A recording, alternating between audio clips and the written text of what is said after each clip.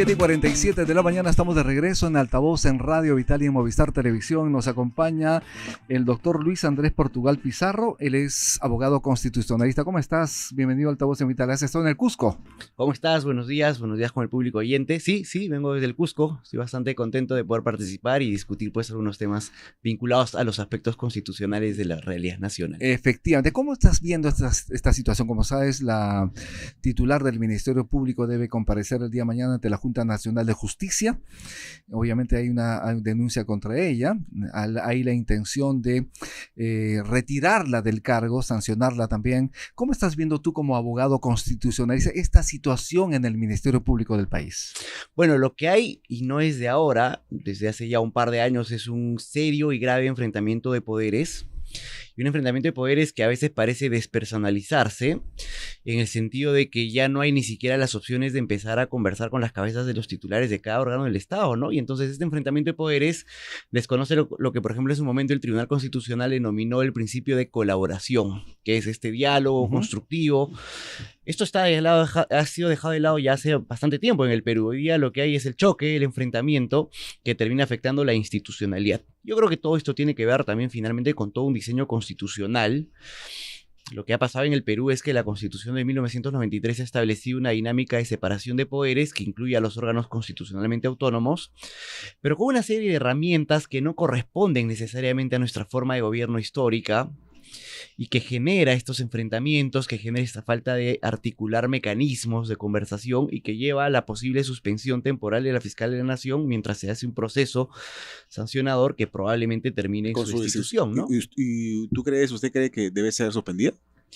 Lo que pasa es que habría que empezar a entender cuál es la proporcionalidad de la sanción frente a lo que se está investigando, ¿no? Porque claro, dependiendo de la gravedad de lo que se le acusa, podría tomarse dos opciones. Se le investiga y se le procesa mientras esté en el cargo, o empezamos suspendiéndola para impedir que interceda, que intervenga, que afecte y que mine la imagen de la institucionalidad del Ministerio Público en tanto se toma la decisión de destitución.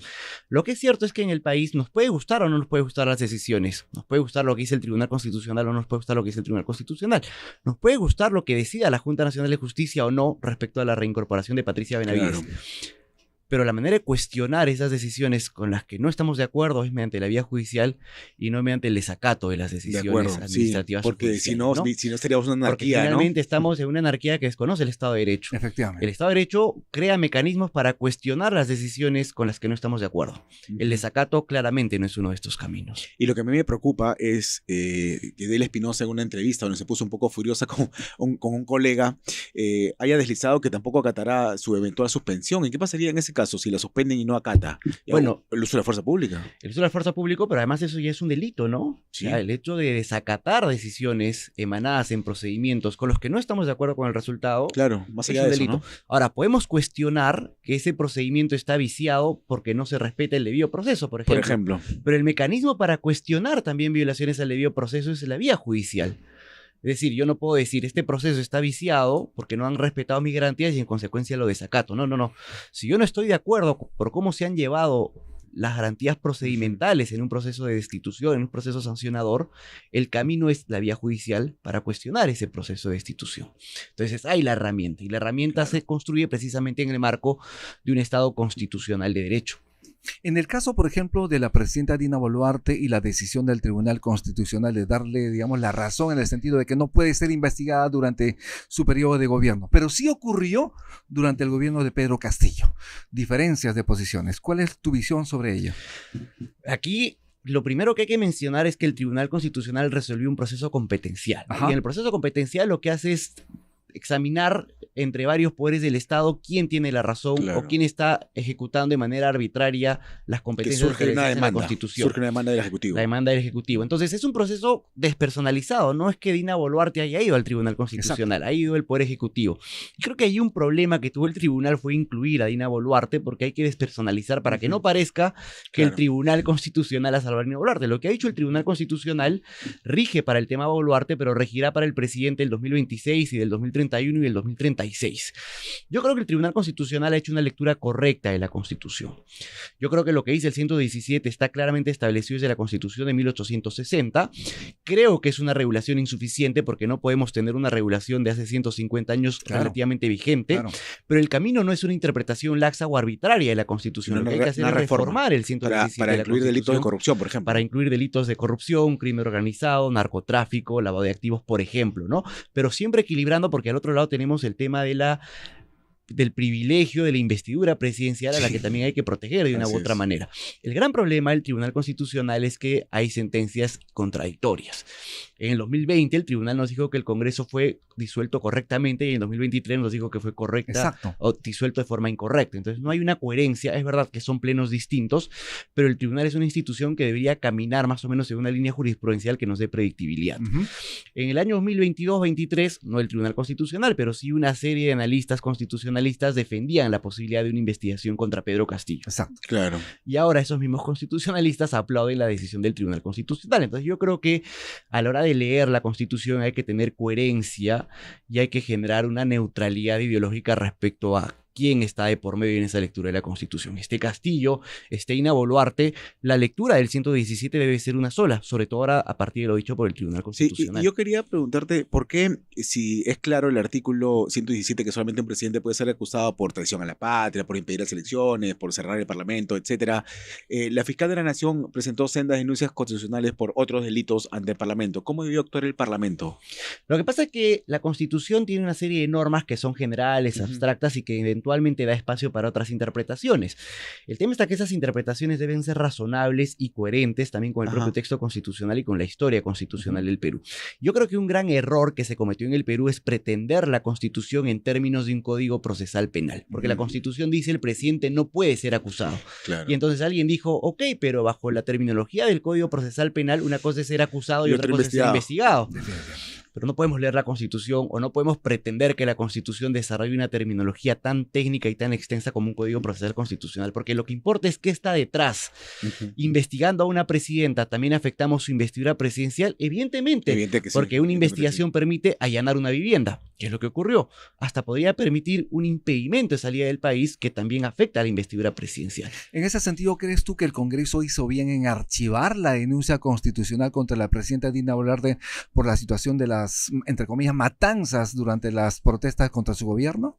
Es lo que ha hecho el Tribunal Constitucional. O sea, va en línea con lo que dice el Tribunal Constitucional. Pero esto puede ser reactivado. Pero también lo que podemos hacer nosotros, creo, desde estos espacios, por ejemplo, es pedirle coherencia al Congreso y que el Congreso evidencie que sus decisiones no están sesgadas por un tema ideológico, porque podríamos preguntarnos cómo es que este mismo Congreso, que ahora tiene esta interpretación del 117 de la Constitución, hace 3 años destituyó a la fiscal Zoraida Ábalos precisamente por tener una interpretación contraria de la Constitución, porque la fiscal en ese entonces investigó a Pedro Castillo, paralizó las investigaciones a Pedro Castillo entendiendo que no se podía, y el Congreso dijo, oye, esto sí deberías hacer y esto evidencia que tú no estás cumpliendo con tus funciones como fiscal de la Nación, te someto a un proceso por infracción de la Constitución que termina no solamente en tu destitución, sino en tu inhabilitación.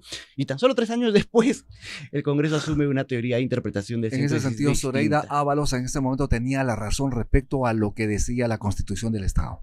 Más allá de tener la razón, que yo creo que sí la tenía, la fiscal de la Nación tiene también la competencia para interpretar el 117 de la Constitución. Y el Congreso no puede iniciar un proceso de destitución por infracción de la Constitución por la interpretación que tenía del artículo 117, porque la Constitución, dentro de los ámbitos de razonabilidad, puede ser interpretada de una u otra manera. El 117 tiene 2 interpretaciones. El Tribunal Constitucional habrá zanjado cuál es la interpretación constitucional y correcta a aplicarse.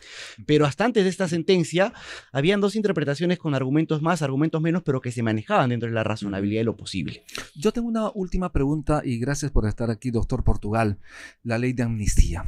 ¿Cómo se ve esto en el país? Obviamente, cómo nos ven afuera, porque obviamente es una norma que está generando divergencias, porque tanto los investigados se están reclamando, oye, me están investigando, me están procesando por más de 30, 40 años, y además los deudos de las familias de las personas asesinadas, violadas, secuestradas, etc., también están demandando justicia. ¿Cómo lo ves tú?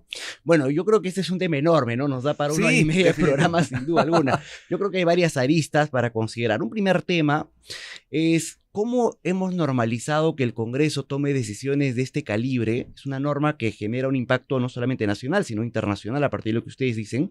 ¿Cómo hemos normalizado que el Congreso tome decisiones de este calibre con votaciones tan mínimas? La ley de amnistía fue aprobada por 16 votos de la Comisión Permanente.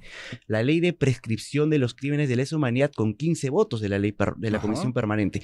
La ley de AFP con 38 votos de 130 en el Pleno del Congreso. Hay un problema ahí, ¿no? Podemos estar a favor o en contra de la ley, pero lo primero que yo quiero destacar es que no podemos normalizar que se discutan leyes con un debate tan nulo, tan inexistente. O a veces ni siquiera hay debate, ¿no? A veces ni siquiera hay debate. Hay una reforma.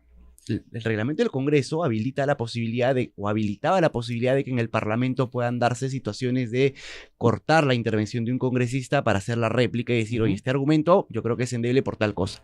Eso ha sido eliminado por la mesa directiva. Sí, efectivamente. Hoy día cada congresista se levanta, lee su discurso de 1 minuto, desconectado con el discurso que lo precede. Y desde su casa. Desde su casa, y no hay ninguna discusión. Y de inmediato votación. Y en segundo lugar, y la votación, ¿no? Y la votación virtual y con los errores que vemos. Exacto. Producto de la virtual. Y en segundo lugar, claramente estamos en una ley que contradice lo que no solamente ha dicho la Corte Interamericana, porque creo que está bien, es importante lo que ha dicho la Corte Interamericana, pero el Tribunal Constitucional ya en el periodo 2006-2011 evaluó una ley similar y también advirtió que estas situaciones son inconstitucionales. Pero además de esto, yo creo que también es importante, y con esto espero no extenderme más, ¿qué está detrás de la ley de amnistía o qué ha generado la ley de amnistía? Una discusión sobre la pertenencia del Perú al sistema interamericano. La Corte Interamericana de Derechos Humanos tiene sus excesos. Yo creo que evidentemente la Corte, como todo tribunal, tiene decisiones buenas y tiene decisiones malas. Pero hay un discurso que está rondando y que sí me parece necesario advertirlo respecto a qué hace la Corte Interamericana. Porque hoy día la mayoría de la población tiene la percepción de la Corte Interamericana defiende terroristas.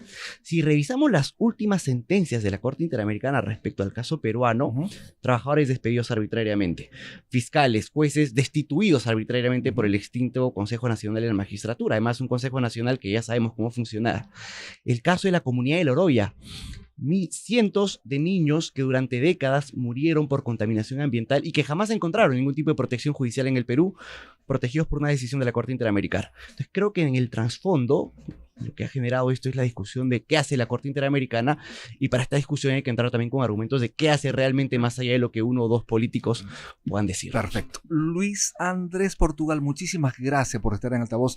Sabemos que vas de viaje, el día de mañana estás regresando a España donde estás haciendo un doctorado, si no me equivoco. En efecto, tengo que retomar el segundo año del doctorado. Bien. Y espero poder volver pronto nuevamente al Perú para Esperemos estar entonces atentos y a conversar también vía videollamada. Muchísimas gracias. Estoy encantado, gracias por la invitación. Muchas gracias. Buenos días con tu público. Estuvimos con Luis Andrés Portugal, abogado constitucionalista. Haremos una pausa en Altavoz, ya regresamos.